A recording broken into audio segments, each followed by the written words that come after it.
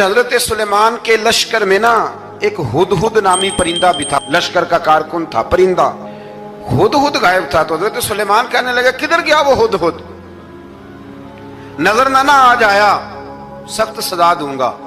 यहां तो कोई अच्छी खबर लाएगा, क्योंकि वो हुदहुद परिंदा जाता था तो खबरें ला के देता था, वरना सजा दूंगा। उतनी देर में हुदहुद भी आ गया। तो ये परिंदे जो कारकुन होते हैं बड़े सियाने होते हैं, कभी बंदा नाराज हो तो सही खबरें ले आते हैं। तो सही खबर लेके आ गया, आते ही आके बैठा तो उसने हजरत सुलेमान अलैहिस्सलाम ने कहा कहाँ थे। अर्ज करने लगा हुजूर मैं मुल्क सबा गया था, वहां एक औरत हुक्मरानी करती है, उसका नाम बिल्कीस है, बहुत बड़े तख्त पे बैठती है, 80 गज उसका तख्त लंबा है, 40 गज चौड़ा है, और शायद 80 मान के 80 टन उसका वजन है। तो हुजूर वो सूरज को पूछते हैं। हज़रत सुलेमान ने फौरन खत लिखा, फरमाया जाकर उसे मेरा खत दे दो कि यहाँ तो कलमा पढ़ के हमारी फरमा बरदार बन जाए, वरना तैयार हो जाए। जो अल्लाह के गैर को पूछते हैं हम उनके खिलाफ जंग करेंगे। वो जब लेके गए ना खत, ये हुदूद गया तो वो मीटिंग कर रही थी, उसके वजीर मशीर सारे बैठे थे। इसने जाके खत फेंक दिया मलका बिल्कीस की झोली में। उसने खत पढ़ा तो डर गई, वजीरों को बुलाया। हजरत सुलेमान, कुरान कहता है हजरत सुलेमान ने कहा था खत फेंक के ना तो साइड पे होके सुनना वो क्या कहता। बंदों के लिए मना है, परिंदों के लिए जायज है। बंदों के लिए मना है साइड पे होके सुनना। हाँ, जिसकी जासूसी की ड्यूटी हो, कुफर की जासूसी, उस बंदे के लिए भी जायज है। तो यहाँ एक तो वो परिंदे थे, दूसरा कुफर की जासूसी कर रहे थे। साइड पे होके सुनने लगे तो मलका बिल्कीस कहने लगी अब क्या करना है, ये खत आया है। तो वो कहने लगे हम तैयार हैं, आप हुक्म करें, हम लड़ने को तैयार हैं, लड़ेंगे।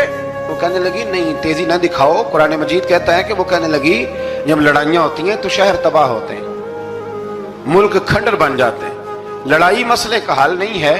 उन्होंने कहा कि मैं नबी हूं, तो एक दफा आजमा लेते हैं कि नबी हैं कि नहीं। माज़अल्लाह आजमा लेते हैं। कहा कैसे? कहने लगी तोहफे तो आए भेजते हैं, अगर माल पर दिल ललचा गया तो फिर नबी नहीं बादशाह है, और अगर माल पर दिल ललचाया ना तो फिर अल्लाह के कामिल बंदे। ये फर्क उसने उस वक्त बयान किया। उसने 500 कनीजे, 500 गुलाम, बड़े शानदार लिबास पहना के, 500 घोड़ा बड़ा तगड़ा, उसके ऊपर माल व असबाब रख के तैयारी करा के हजरत सुलेमान की तरफ भेजा। हुदहुद पहले से खबर लेके आ गया, हुजूर उसने ये प्रोग्राम बनाया है। वो जब आया सारा कुछ तो हजरत सुलेमान देख के जलाल में आ गए, फरमाने लगे उसे जाके कह दो तू मुझे क्या तोहफे भेजेगी, मेरे रब ने मुझे माला माल फरमाया हुआ है, ने माला माल किया मेरे मालिक ने। जा उसे जाके कह तू क्या तोहफे देगी। जब रब देता है तो फिर कोई कमी ना ना वो नहीं छोड़ता। बंदे क्या दे सकते हैं, बंदे तो बेचारे 10 दे के तो 10 दिन उनकी आंखें नहीं खुलती। फरमाया जो अल्लाह ने जो दिया है क्या बात है उसके देने की। तो फरमाया उसे कहो या फरमाबरदार होके आ जाए या जंग के लिए तैयार हो जाए, हम उसे उसके शहर से जलील करके निकाल देंगे। उसने जाकर जब पैगाम दिया तो और उन लोगों ने भी आके बताया कि वहां तो हम अजीब मंजर देख के आए हैं कि जानवर भी हाथ बांधे खड़े हैं, वहां तो जिन्नात, सरकश जिन्नात खड़े हैं। वो बादशाह नहीं, वो नबी हैं। वो जो 500 गुलाम और 500 कनीजे गई थी, हवाल सुनाया आके। तो मलका बिल्कीस ने फिर खत लिखा कि मैं फरमा बरदार होके आ रही हूँ। माना क्या है, मैं कलमा पढ़ने के लिए आ रही हूँ। तो हज़रत सुलेमान ने कहा भाई अब इस तरह करो, जरा फर्श बिछाओ। उन्होंने फर्श बिछाया, इस तरह का कि ऊपर फर्श था, नीचे मछलियां तैर रही थी, लग रहा था दरिया है। ड्यूटी लगा दी, जिन्नात ने बिछा दिया।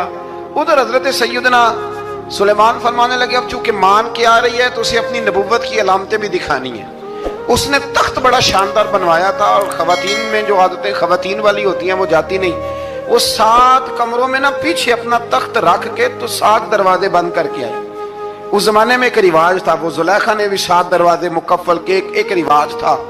एक कमरा, फिर कमरे के पीछे कमरा, फिर उसके पीछे कमरा, फिर उसके पीछे कमरा, और उसको बड़े मोटे ताले लगाए जाते थे। और फलसफा ये था कि एक ताला तोड़ेगा कोई तो जब तक सिपाही आ जाएंगे, और अगर उसके तोड़ने तक ना आए तो दूसरे के तोड़ने तक आ जाएंगे, और उसके तोड़ने तक ना आए तो 7वें तक तो आ जाएंगे। ये उन लोगों का नफसियाती मामला था, सोच थी। 7 कमरों में मुकफ्फल करके ना वो निकली। तो हज़रत सुलेमान अलैहिस्सलाम कहने लगे भाई मुझे उसका तख्त चाहिए उसके आने से पहले, उसके आने से اس واقعے کی کیا ضرورت تھی قرآن پاک میں؟ یہ کیا حاجت تھی یہ تخت والی ساری بات قرآن نے کیوں بیان کی؟ پوچھیں آپ اپنے دل سے بھی اور انکار کرنے والے منکرین سے بھی، اس کی کیا ضرورت تھی؟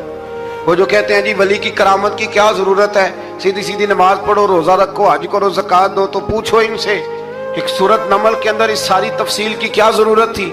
ختم ہو گئی جب وہ کلمہ جو پڑھ رہی ہے تو پھر اس سارے واقعے کو رب کیوں بیان فرماتا ہے؟ حضرت سیدنا سلیمان فرمانے لگے تخت چاہیے، اور چاہیے اس کے آنے سے پہلے۔ قال عفریت من الجن، جنوں میں سے ایک بہت بڑا جن بولا، کہنے لگا حضور آپ کا یہ تخت برخاست ہونے سے پہلے لے آؤں گا۔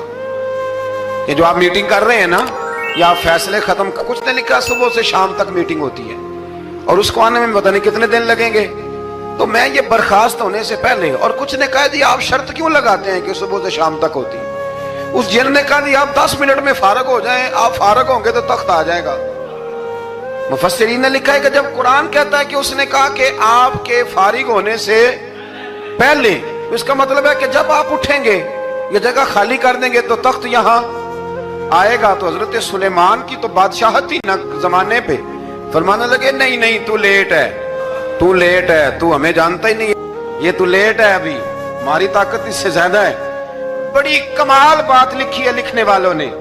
ایک مفسر نے لکھا ہے کہ ابھی حضرت سلیمان نے غلاموں سے منگوایا ہے، اپنی بات کوئی نہیں کی، یہ حال ہے ان کے غلاموں کا، تو سردار کا عالم کیا ہوگا؟